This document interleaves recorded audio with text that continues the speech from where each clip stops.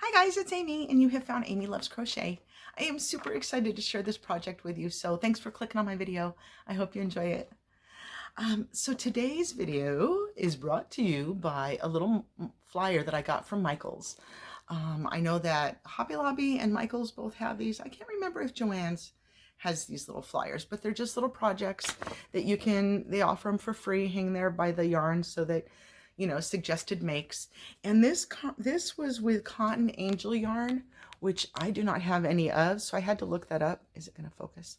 And so I had to look that up and just tell myself that it's a 60-40 cotton acrylic blend. And so I had that in my painterly cakes, my cotton painterly cakes. I made a top out of this before. I'll go ahead and put that link down in the description in case you have not seen that video. But this was yarn that I got on clearance. They're marked as $11.99 and I found them for $5. And so I got 4 of this beautiful, there's like dusty pinks and that, why do I put yellow in the middle of it? But it works really well. And this colorway is called Rosette. I also picked up 4 skeins or 4 cakes of this colorway, which is called Shimmering Pond. And this is the one, I made a top out of this that I really, really, really enjoyed. So that's the video that I'll link down below.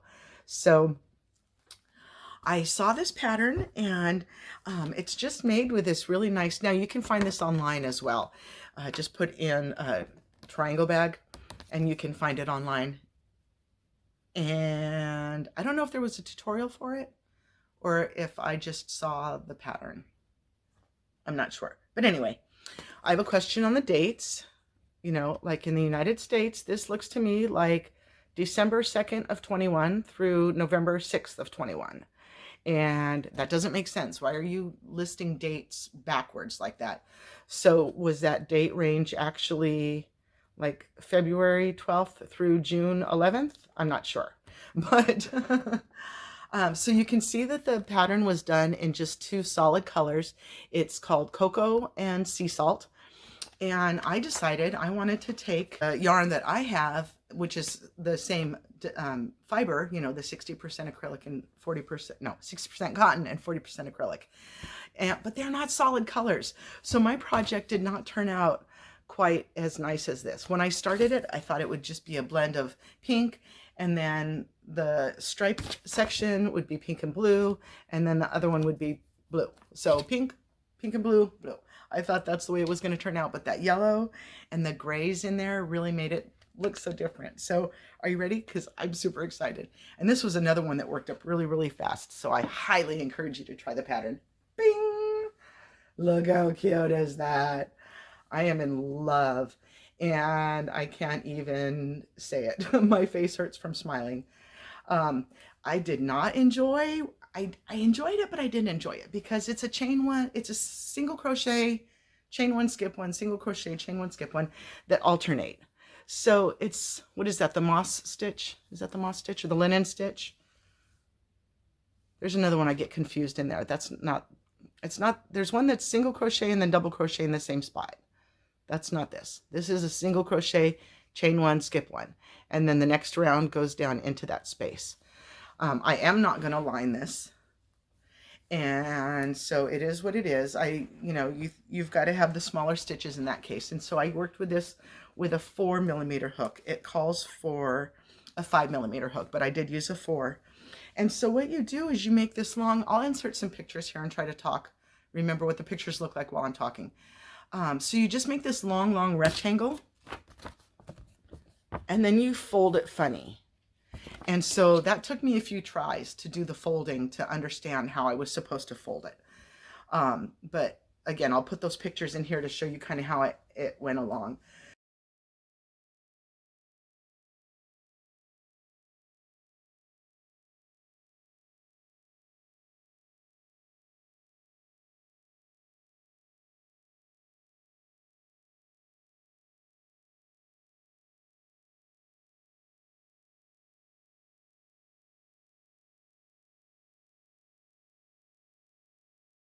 So you get to the top and you just have these 2 pointed triangle corners together.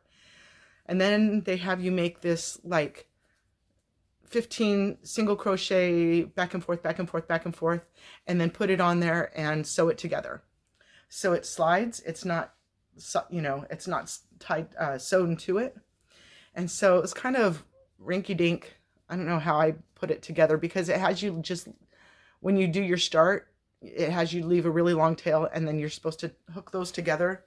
I don't know if I did that part right, but the little sliding handle was weird. I tried to do, I wanted to actually tie on to the handle and then try to work my way up from the handle so it was part of the handle. But then I didn't like how that was looking, and when you connect to the other side, it was wonky. I didn't want a seam here, so I went in and just weaved it, like sewed it, so that they were up next to each other, as opposed to doing a slip stitch or single crochets together.